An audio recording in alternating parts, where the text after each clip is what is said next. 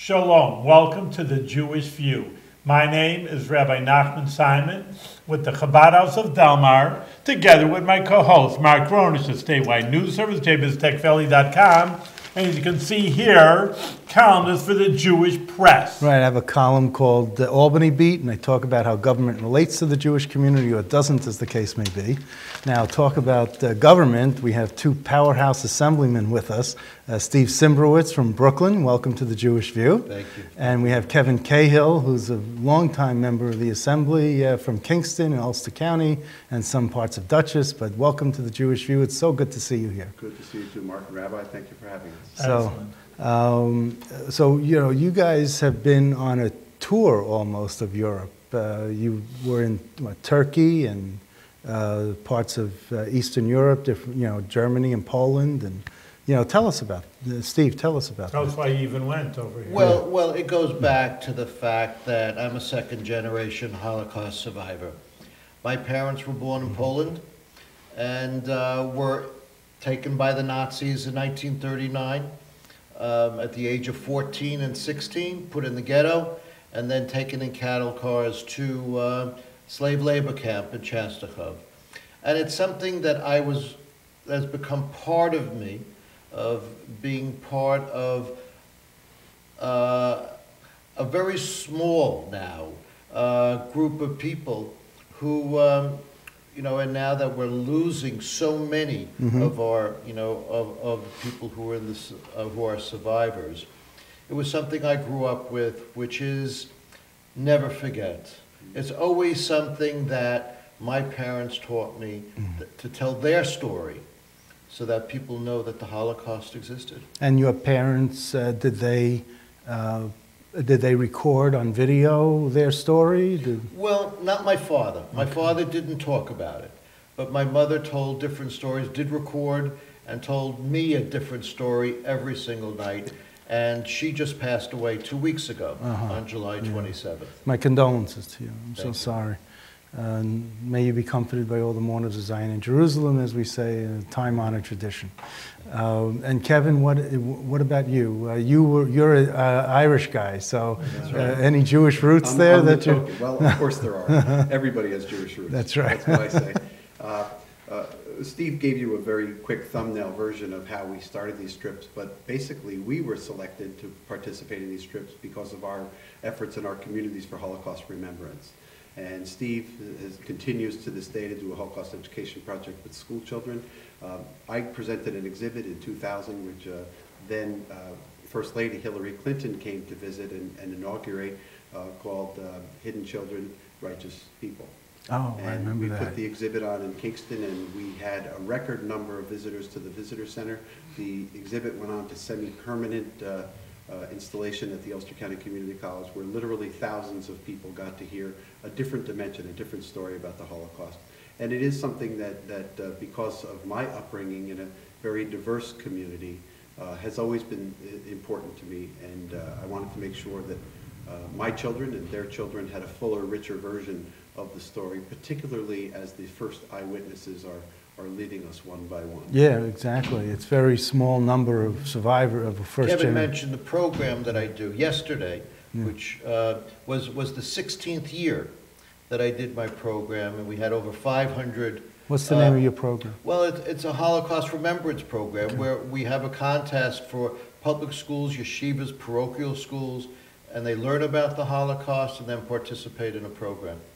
Wow. So how has that attendance been growing over the years? Or? It's been between, usually we get 500. That's all the hall can hold. So it's parents and children, as well as their teachers. And it's very successful. We do it at Kingsborough Community College. Okay, yeah, I know. I grew up in Brooklyn and Mill Basin, so most of my friends from high school went to Kingsborough Community College. One of the things that we did in one of our early trips was to go to Moscow and with an organization called World Without Nazism, and we participated over the course of 2 years in helping develop the Pan-European Holocaust curriculum. As you might know, in some of the former Soviet Union countries, there's an attempt to erase the Holocaust and erase the misdeeds of Germany and their forces, and to replace that story with a different story altogether, including the removal of cemeteries and a refocusing on perhaps some folks that we wish they wouldn't focus on. So one of the things that this organization was seeking to do was to create a curriculum that could have the credibility of being multinational and would be approved by an external source that could become the base upon which children, particularly in Eastern and Central Europe, would learn about the Holocaust in the 21st century. Steve's community-based Holocaust Remembrance Program became a central part of that, as did a program that we put together in our community where we had survivors and their families bring in what are now would be perceived to be relics of their experience from and around the Holocaust. One of the people I know in your Tibor Spitz. Oh, Tibor is my hero. Oh, he's Tibor, one of your constituents. I will say more about him later, but let me just say there is no human being on this earth who gives a better hug than Tibor. That's right. That's right. And you know what? It's genuine. It's something that, you know, I find that from the Holocaust survivors that when they give you that hug, it is so life-affirming. Life-affirming, exactly. It's something special, and it's yes, I've been party to some of his hugs also. Well, I want to have him on the show. So. I wish you would. Yeah. I would make sure I got a copy of it or was able to tune in. I also speak in high school classes, and one time I was at Dalenville High School, and Tibor and I were in competing classrooms, so I canceled mine. That's it. You want to see him, yes. Yeah.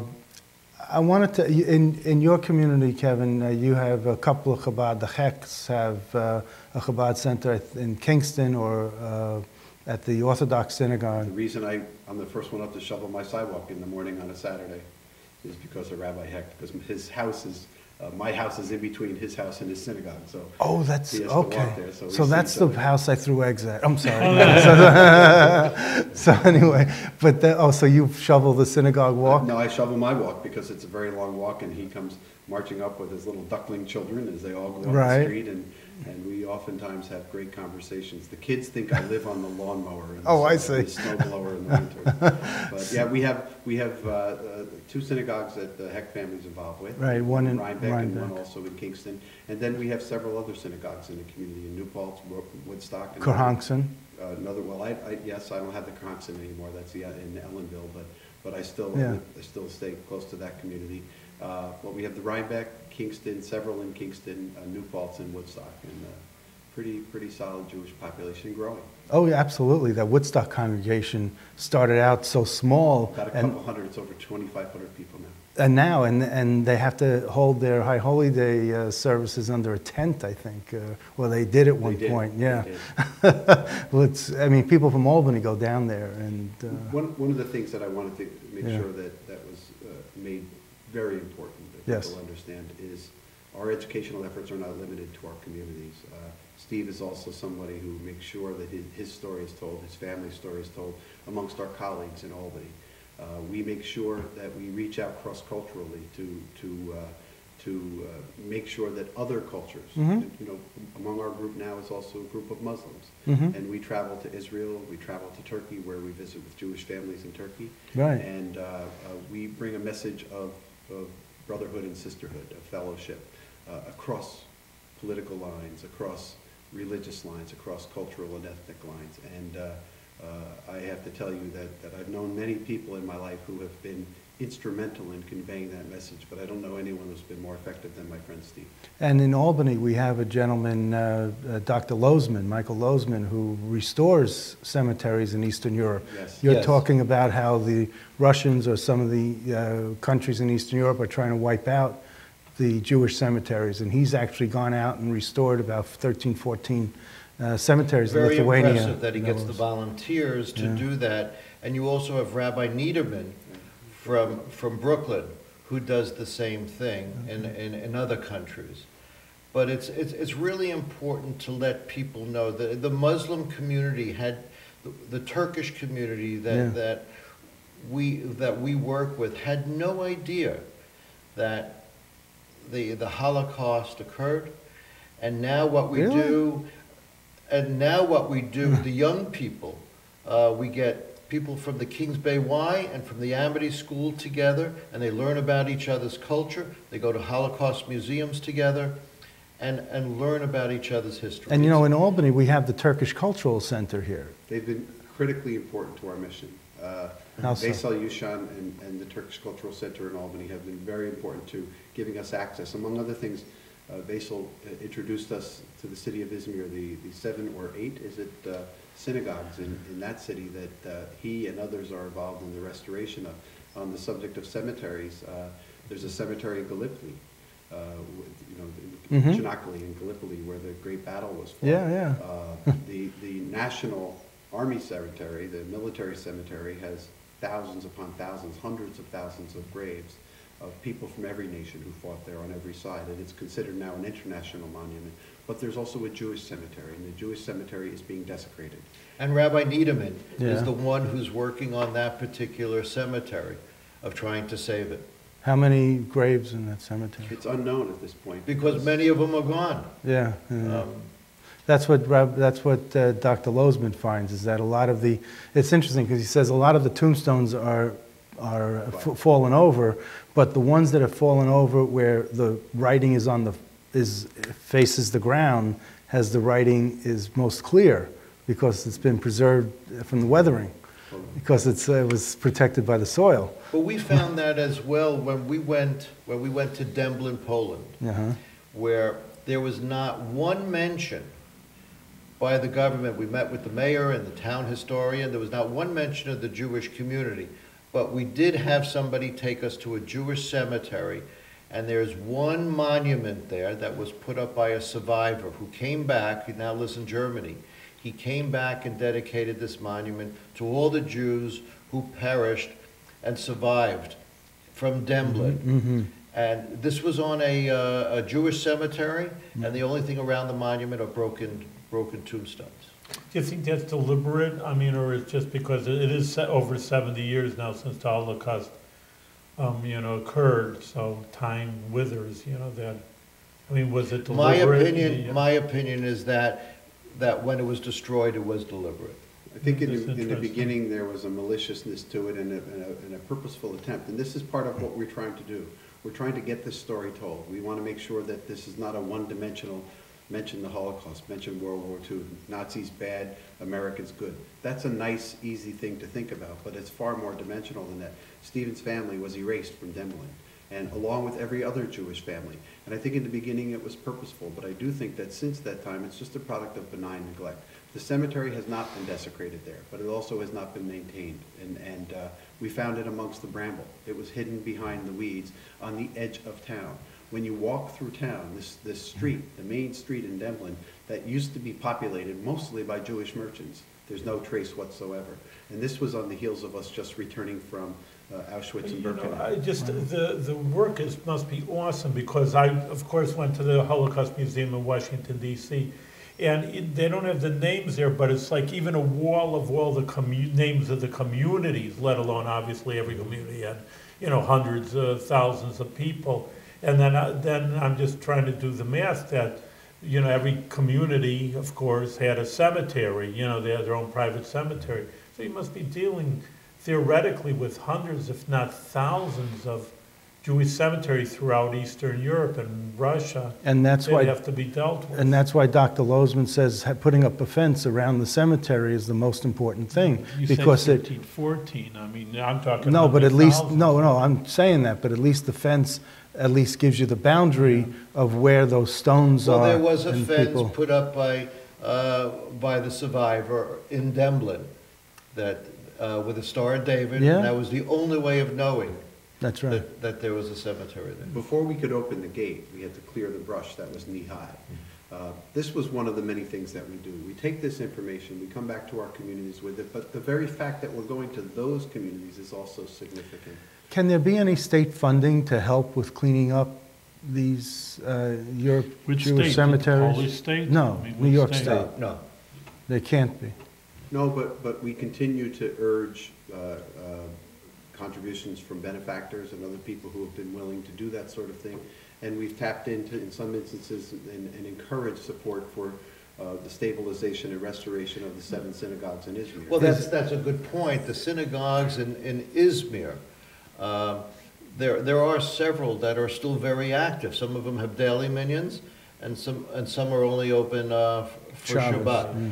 So, but it's interesting that trying to raise dollars to restore those synagogues. And that's Izmir is in Turkey? Or? Yes. Okay. But you Izmir know, I is an want to interesting say, place in Turkey, too. It's a place that was a refuge before. It's a refuge again for Syrian refugees today. Wow. you know, I just, you know, there is restitution money.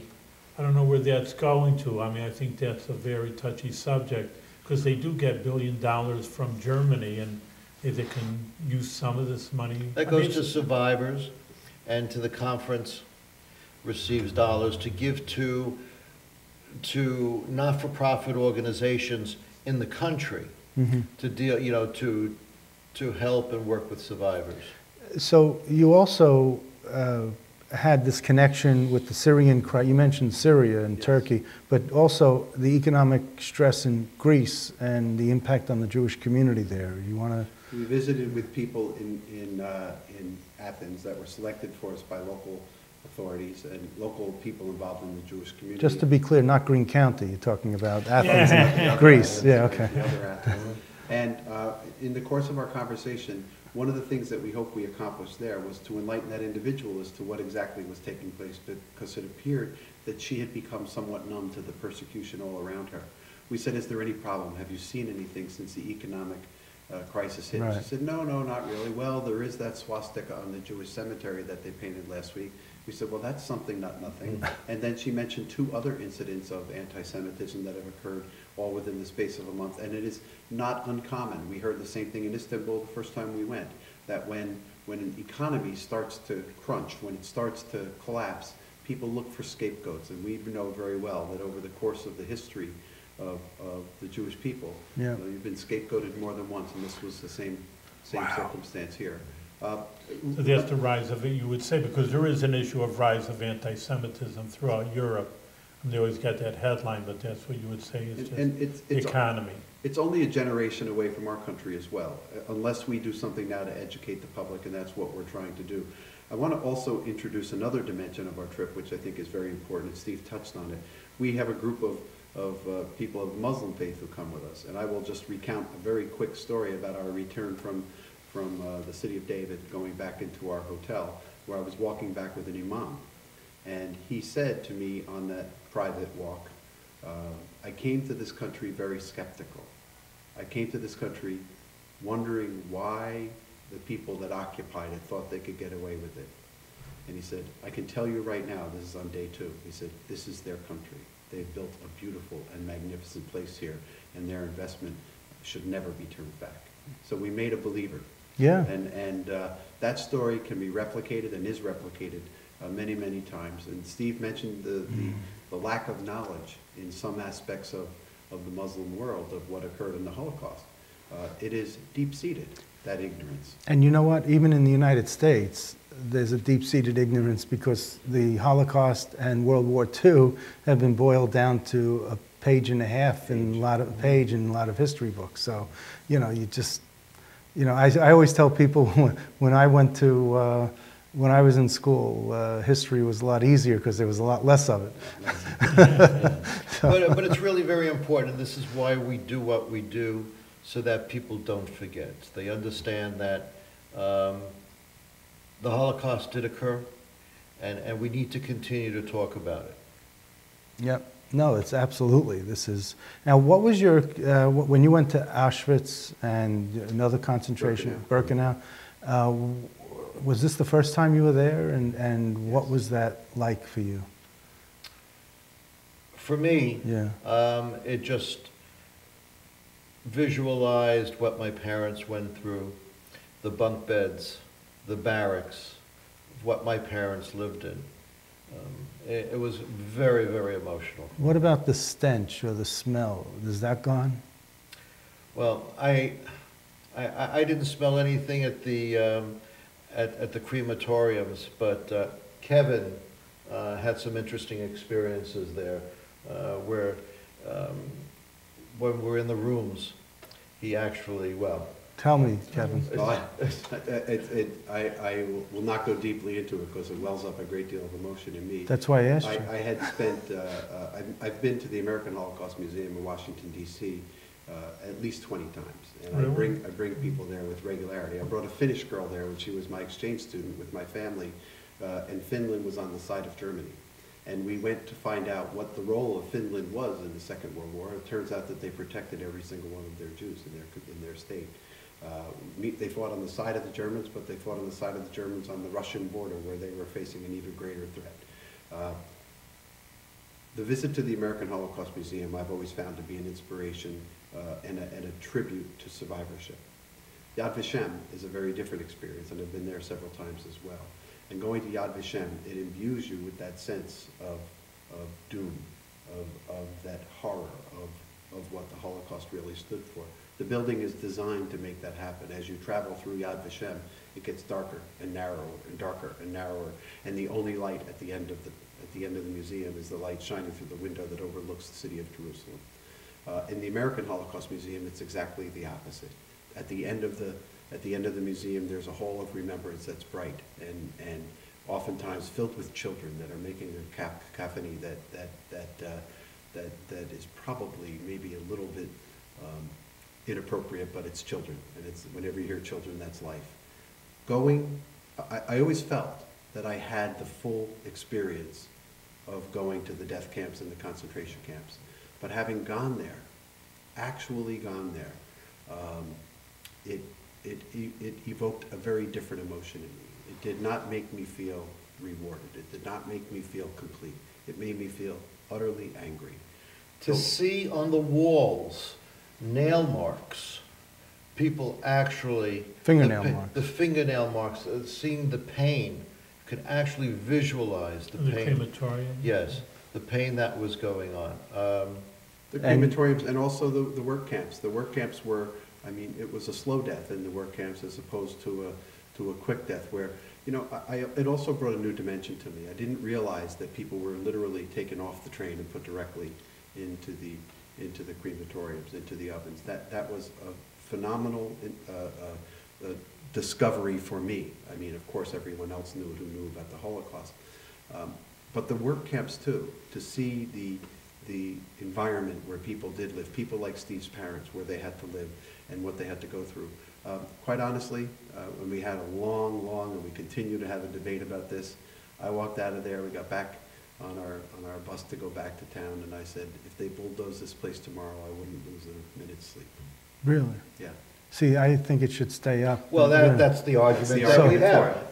That's you know... So tell me, did you smell a stench or? Well, I spent a great deal of time at the two crematoria that were left standing after they were bombed in their ruined state at Birkenau, and I didn't sense the smell per se, but certainly it was filled. If you've ever been to the shoe room in the American Holocaust Museum where they have the shoes piled high, you smell the leather. If you go to the luggage room at Auschwitz or I mean, I don't want to get too graphic here, but there are other rooms there where hair was saved and other piles and piles of people's personal possessions. Mm-hmm. I look at the suitcases that are marked with the names of people who thought they were going to refuge, only to find that they were going to their death. That was a harrowing experience for me. And what I'm saying about if they took it down tomorrow, I was a little offended by a gift shop on the premises. I was a little offended by a few other things. At Birkenau or at? No, not at Birkenau. There was a small gift shop at Birkenau. At there was a Auschwitz? much larger one at Auschwitz, yes. And I was offended by that. I also have a little bit of a problem, and it's only a little bit of a problem, and I'll overcome it because I think there's a greater good to come of it. In the reformation of the story of the people who were talking about their non-Jewish survivors of that period, it's become a little cottage industry, and that's a little disturbing. But to go from there to Demblin, to see the erasure of a Jewish culture in Demblin, including my colleague's own family, and to go from there to Athens, where there was an insensitivity a lack of awareness of persecution that was occurring to the individual we were speaking to going to Istanbul all on one trip, where there's an uprising on several different fronts, but where Jews are leaving.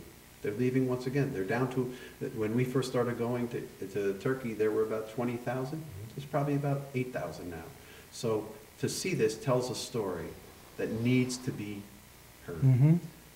It needs to be heard by our colleagues. It needs to be heard by our constituencies. And Steve has the largest concentration of Turkish Americans in the state of New York, and one of the largest in the country. I have at the SUNY New Paltz College, the largest Turkish exchange program in the country, where these students come for just a period of years. And I go back there and I tell the story as Steve goes back to his. You know, I think it's very profound. Of course, you're not Jewish, Cahill, but obviously you're an incredible friend to the Jewish people. But I think that's very, very important, because it was profound for me also when I went to the Holocaust Museum, American Holocaust Museum, Washington, D.C. I was just, most of the people are not Jewish. So I was in line with people, and I just was intrigued. You know, all right, for a Jewish person, you know, I'm a rabbi, but any Jewish person should care about the Holocaust. So these people from Oklahoma, and, you know, they obviously were not Jewish.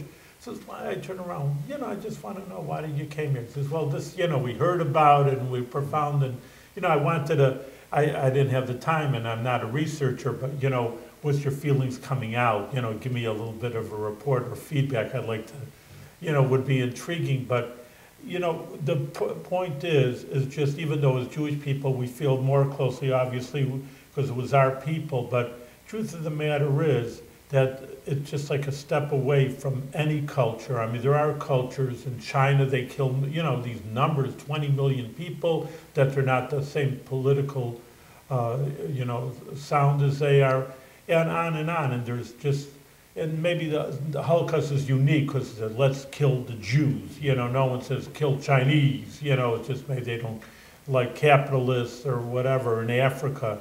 But I think it's very, very important, you know, I just think for our viewers also, because a lot of people think, well, it's your Jewish thing. Of course it's Jewish, or people are forgetting about it, but it's a universal lesson, I think, that this is what, you know, people can do to each other, and it should be stopped no matter which kind of people they are. You're right, and that's why many of the missions that we did were with Christians, Jews, and Muslims, Right. to get a different perspective.